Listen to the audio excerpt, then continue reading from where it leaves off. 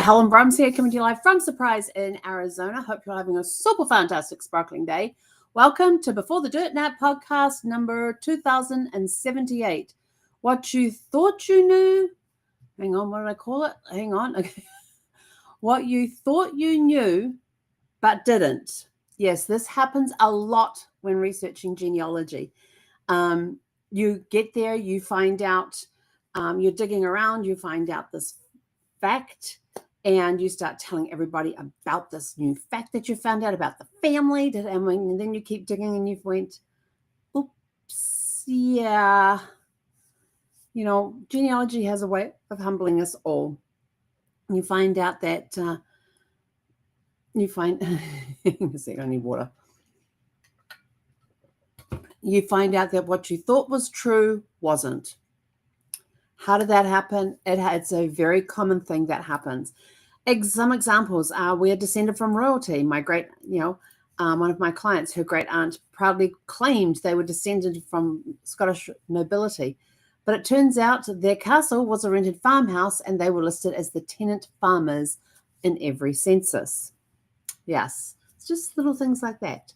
The fact that the rented farmhouse was on the land of somebody of Scottish nobility is beside the point. There's a little details that got missed out. Another one that we've dealt with is Grandpa came through Ellis Island and changed his name. Actually, no, he was born in Pennsylvania and the name was always Smith. The immigration story came from a different branch entirely of the family entirely. Our family fought in the American Revolution. We found a man with our surname. The client found a name with their, the client found a name with their family surname on the pension roll, but after weeks of research realized he wasn't related at all. It was just a very common name. This happens a lot. These three examples happen time and time and time and time again. The stories weren't lies. They were part of our family identity, but sometimes the truth is different and even more interesting. So, some common genealogy myths we all fall for. If the name matches, they must be the same person. No. I once built a whole branch around a Mary Thompson, only to realize mine lived in Kentucky and the one I used was from Kansas. Wrong Mary, wrong wrong life. I have done this in my own tree. These are examples of what people have submitted to us. I have done things like this in my own tree with the Eakins side of the family. Eakins is as common as Smith was back in the 1850s. And it was a very common surname in the area. And I plugged this tree in. This was back in the day, back very early when I was very green with doing my research. I thought, this tree has the same people in it. Yes, I will attach. This is why you do not attach trees to your tree. Somebody's thing comes up saying, yes, look, these people here that you're looking for, they are in this tree. It must be a match. I fell for that too early, and I know that there is a ton of stuff I have to go back and correct.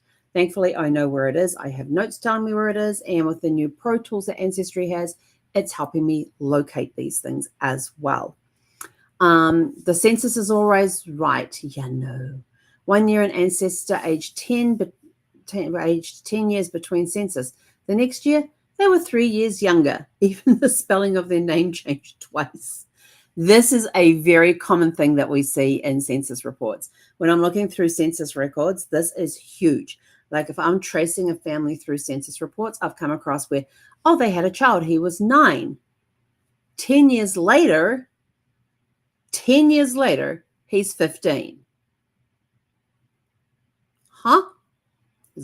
Does my math not make it correct? And then the one after that, they were then 29. So like, okay, it has to be, maybe it's a typo. Somebody's written it incorrectly. So you go and you have a look and nope, it's definitely written there as 5.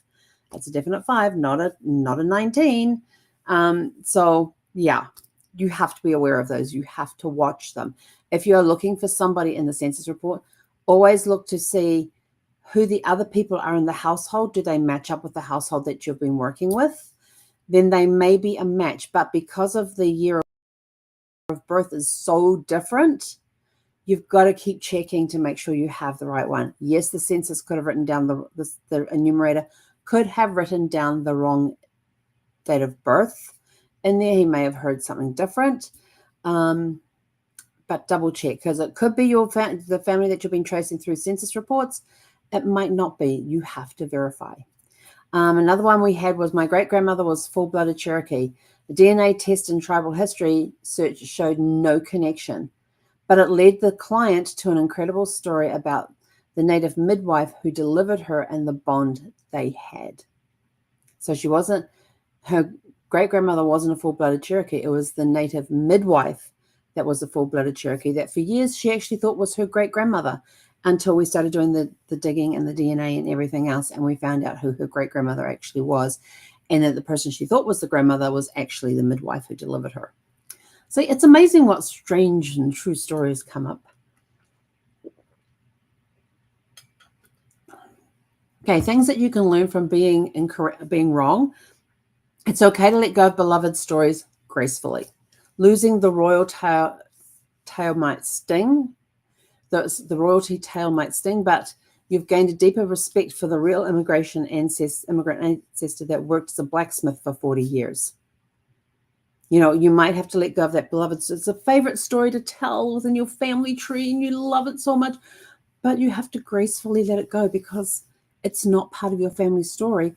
In that spot, though, where you thought that was taking place, we have found this other really cool story, and now you can start telling this one. The truth can be more powerful than the myth. Remember, Mark Twain, and I'm paraphrasing this, always said that truth is stranger than fiction. That is why fiction has to make sense. When you are researching genealogy, you are going to be coming across so many incredible stories that you're going to be sitting there going, no, that can't be true. No. It's just mind-blowing about what's happened in this family, and you're going through story after story after story. Like the client that I had one time, she says, oh, my second great-grandmother has this last name. I want to know if I am a descendant of this person. And I went, no, you're not, because he never had children. She's like, thank goodness for that. And I said, but you may not have a connection to him. You might be a distant cousin that has never been proven in all of the research that's been done over the years. And we found a book from 1942 that had the listing of the families in there and said that this lineage here, which is her lineage, may be related to this lineage, which is the famous person that she was told she was related to. But I will tell you this, even though we proved that she was not a direct descendant simply because he didn't have kids, it may be related to this one here. So there may be a connection here. It's just that when this book was published in 1942, they didn't have the resources available to go and find the connection. And they even said in the book, maybe years from now, their resources may be available to continue this research. So, but having grown up that they may be related to this famous person, to find out that they're not, unless it's a distant cousin, in that one family tree, that one branch that we thought that could be related to this other branch. It's never been proven at this point. In this one branch, there was a ton of incredible stories. Every generation had a story. And when I'm revealing this to my client and taking her through the story, starting with her second great-grandmother and going backwards, and every generation we had some wow story, it turned out that tree, that myth couldn't even shine a light on the actual truth in the family tree.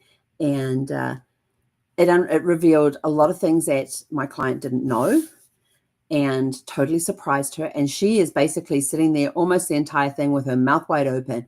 Her pen is in her hand, not taking any notes. We get to the end of the whole revelation, and I suddenly realized I hadn't recorded. I was supposed to record it, and I hadn't done that. I was just super excited to tell her this story of one generation after another as we went back, finding these stories, including a newspaper article written by her third great-grandfather about his childhood, about a famous historical figure that was involved with their family. Not only that, the woman he ended up marrying ended up being the sister-in-law to the daughter and the niece of this famous historical figure, because her brothers married these two women. There is rumors that she is a cousin to this person, but we have not found that yet. And then going back another generation, having his land that had been given to him by the government taken away from him again. So now he has to relocate his family. And there's an article, there was the story of that. What was really cool, though, was that the third great-grandfather had actually written a 3-part newspaper article about his life. And I think it was for like his 80th birthday or 89th birthday, some birthday later in years. He had written this article talking about his life growing up, meeting his wife, which was a funny story in itself. And how he described how she looked, which wasn't a pleasant thing. Or should I say description? He basically took her because nobody else would have her, is how it came across in this article. He talked about his childhood and how he tried to emulate this particular person who later became one of the most historical figures in the United States in their history, especially in what he did. Then he told the story of how their land was taken back from the government and how this historical figure, who wasn't a historical figure at the time, and his dad and the third great-grandfather and his dad, the fourth great-grandfather, went off to explore this other area for them to buy land, and they ended up being pioneers for a particular county in a state. And they stayed there for a year and got everything set up, then went back and picked up their family and moved everybody up. And then there's that story. And then there's a story when the fourth great-grandfather was 1 year old. His family at the time was living in Virginia, and his mother, the fifth great-grandmother, got kidnapped by marauding Indians who were passing through the area while his dad was away and fighting and I can't remember the name. I've got to go look up the name of the war. Was fighting in a war, and she was taken up to Canada and sold as a slave. And then 20 years later, this French doctor finds these women who have been sold into slavery, purchases them, and sets them free to head home. She gets home. Her 1-year-old son that she left crying in his crib when the Indians kidnapped her is now the 21-year-old man who opens the door when she gets home 20 years later. Tells her that his father had just found out where she was and had gone to rescue her. So even though she'd been gone these 20 years, her husband never gave up looking for her. And as she gets on horseback to go and chase him, because he left a few days beforehand, goes to find him, she comes across somewhere in Virginia. It's not recorded where in Virginia this is, but she finds these people up on a knoll and goes up there, and they're having a funeral service for her husband who had passed away the day before from a fever. So the article says they allowed her a few minutes to look upon her face before they finished the funeral service. And then she went back to her home and her son. So, and this was just one generation after the other, and I haven't even uncovered half of the stories for this family. The third great-grandfather had a brother whose daughter married into a well-known name that was involved in a well-known event, but at the time they were not living where the event took place. We haven't found out yet if there is a connection there because we haven't followed that one. We've just said, he originally was born in that area. There is a possibility he could be related to the family that was in that area where this incident took place. We don't know. We haven't researched it yet, but it's there to go back and research at some point in time. So finding out and when I'm like going through this and telling her all this information, she's sort of like, that's so unbelievable. I said, I know. I said, that's just one family. I said, you don't even need to worry about that other guy. I says, your branch itself has so much history in it and so many incredible stories. The other guy's pales in comparison. Yes, I know he was this, that, and the other thing, and in the military, and did this war and that war, and blah, blah, blah, blah, blah, decorated whatever. I said, but his pales in comparison to what your branch of the family has been through and the history that they leave behind. So that was pretty cool to reveal all of that to her. And, the truth is even more powerful than the myth. In this case, it was most definitely. Another client said a supposed boring farmer in her family turned out to have written poetry and survived two floods. And they said they'll take that story any day over a fake title. And all good genealogists, whether you're a hobby genealogist, whether you're a professional genealogist, we question everything, even our own notes. When I double back to my research, when I go back to have a look at a family tree that I've been working on but have stepped away because it's gotten a little too cluttered in my brain and I can't focus properly on it, there's times where it's just sort of like, that you have to step away, hands off for a bit before you go back and dig a little deeper. It could be you've hit a brick wall and now you've got to take a step back, figure out another way to come at it. But we're going to take a time off and let the brain just percolate on that one a little bit. But there's times that and when I go and do this, go back to a previous tree I've been working on, I look through my notes. I double back on my research. I find mistakes I pass down in family newsletters to the family. Yes, and it is worth correct. And yes, it is humbling. And is it worth correcting? Absolutely, because sometimes I'm replacing with a much better story. So I am constantly going over my notes, especially when I go back to a tree that I've worked on. And, even if with my clients, if they have done their package that they have bought, like a 3-hour package, a 5-hour package, whatever, and I have completed those hours for them and I present it to them what we've discovered, given them the tools that they need to keep looking, there are times that I will go back and just bring up the tree, look at my notes and go,